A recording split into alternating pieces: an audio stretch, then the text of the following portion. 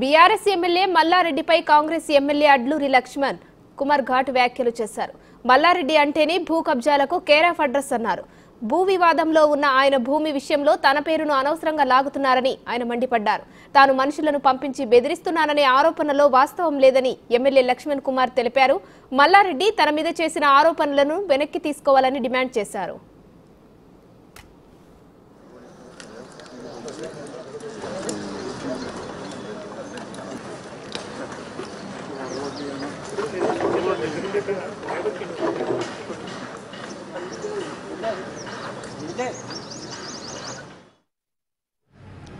మాజీ మంత్రి మల్లారెడ్డి మరి వారు ఒక మంత్రిగా బాధ్యతగల మంత్రిగా పనిచేసి ఇప్పుడు శాసనసభ్యుడిగా ఉన్నారు. వారి 82/కి సంబంధించినటువంటి భూమి వివాదం లోపల లక్ష్మణ్ కుమార్ విప్పు అని చెప్పి నా పేరు తీసి మాట్లాడడం జరిగింది. వారు ఈ రాష్ట్రంలో కానీ ఈ దేశంలో కానీ మంత్రి మల్లారెడ్డికి సంబంధించిన భూములో పోయి వేరేటోడు నా భూమి అని అడిగే శక్తి కానీ అంత దమ్ము కానీ మనకన్నా ఈ రాష్ట్రంలో ఎవరికన్నదా? మల్లారెడ్డి అంటే కేరా భూ కబ్జా. అలాంటి మల్లారెడ్డి భూములకు పోయి వేరేటోళ్ళు రేకులు వేసిండ్లు, వేరేటోళ్ళు షీట్లు వేసిండ్లు, వేరేటోళ్ళు చొరబడ్డరు. శ్రీనివాసరెడ్డి అంటే షేర్ శ్రీనివాసరెడ్డి అని ఎవరు? ఆయన టీఆర్ఎస్ పార్టీకి సంబంధించినటువంటి వాళ్ళ షేర్ సుభాష్ రెడ్డి వాళ్ళ సొంత తమ్ముడు.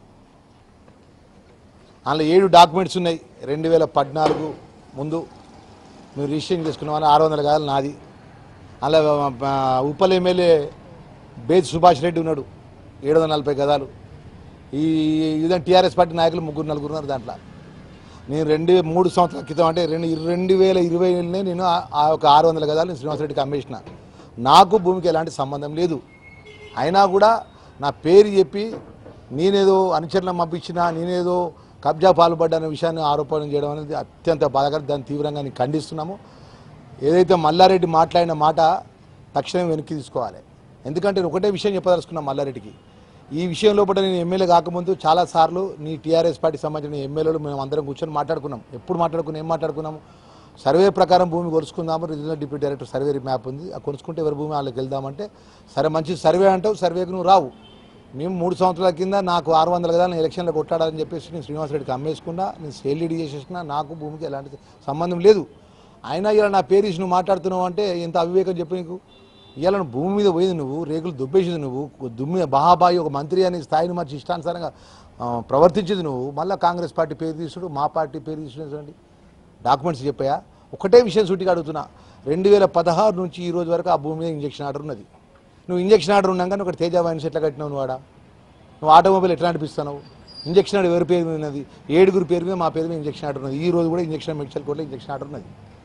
ఇంజక్షన్ ఆర్డర్ ఉన్నాక కూడా నీ 10 సంవత్సరాల నువ్వు మంత్రిగా ఉన్నావు, రాజ్యం నీది ఉన్నదని చెప్పి నువ్వు ఇష్టానుసారం కాంపౌండ్ వాళ్ళు పెట్టుకుంటావు, వైన్ షాపులు పెట్టుకుంటావు, మాబోలు పెట్టుకుంటావు, లక్షలాది రూపాయల కిరాయిలు తీసుకుంటావు, బాగుపడతావు, భూమి పంచి లాస్ట్కు నీ సంబంధించిన నీ పార్టీ ఎమ్మెల్యేలు అందులో ఉంటారు. 7 డాక్యుమెంట్ల బేది సుభాష్ రెడ్డి ఉప్పల్ ఎమ్మెల్యే ఉంటాడు, షేర్ శ్రీనివాసరెడ్డి మీ సుభాష్ రెడ్డి వాళ్ళ తమ్ముడు టీఆర్ఎస్ పార్టీ నాయకులు, పుష్కూరు రామారావు టీఆర్ఎస్ నాయకులు, ఇంతమంది టీఆర్ఎస్ నాయకులు ఉండగా ఇలా కాంగ్రెస్ పార్టీ నేను బుద్ధదలుడు ఎంత వరకు సమంజసం అంటున్నా.